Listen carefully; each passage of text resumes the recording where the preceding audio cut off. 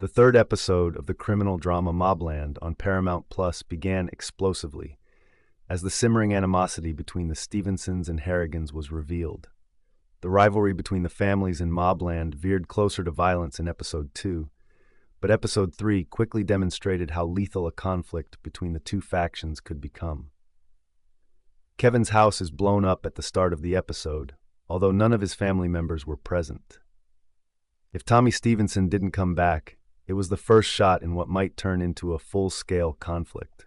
Harry eventually called Richie Stevenson to let him know what had happened to his son, as his own family was on the line in case Tommy didn't show up. Conrad and Maeve had already started planning the details of a conflict with the Stevensons after learning of Tommy's passing, with Maeve adopting a harsh position on how to put an end to things as soon as possible. Most significantly, Mobland's third episode made it quite evident that there is a rat in the Harrigans' inner circle.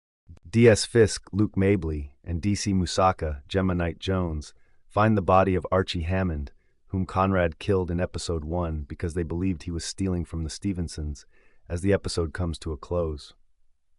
Following Harry's arrest in Episode 2 and Fisk's interrogation over Archie's location, the Harrigans began to suspect that Archie might have been an undercover police informant.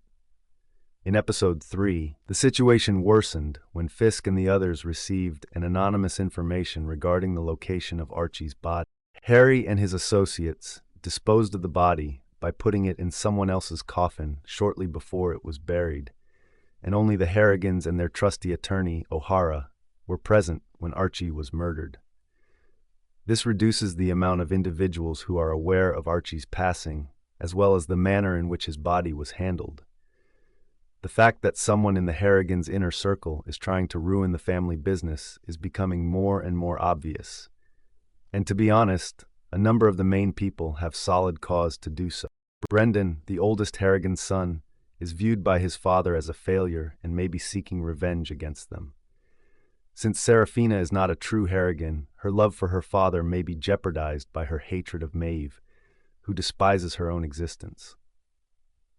Harry and Bella Harrigan are both aware that the Harrigan family business is in danger, and they may be looking for their own escape routes.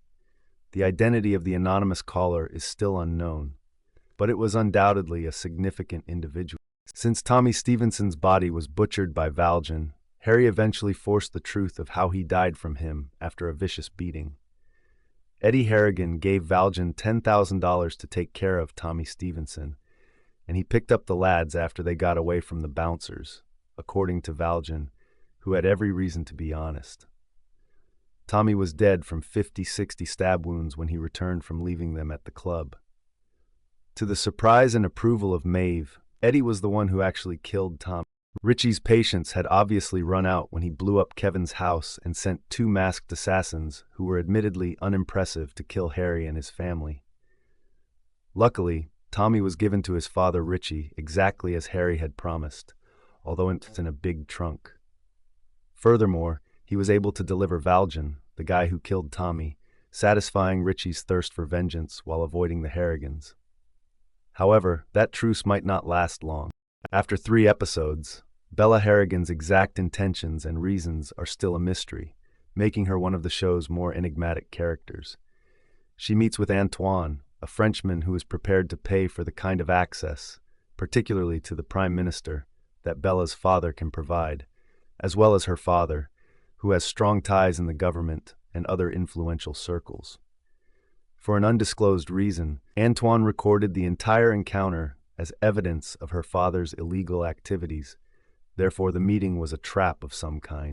Harry occurs to notice an elderly man in a different room when he is helping his cleaner Maria with her problem of getting her mother into a nursing home by using his power to guarantee her a place.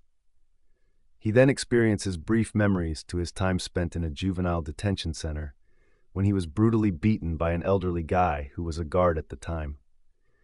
Given that Harry saw him in the nursing home with murderous intent, it is evident that this man had a significant influence on him. This individual will undoubtedly serve as a doorway into Mobland, where Harry's violent background will be examined.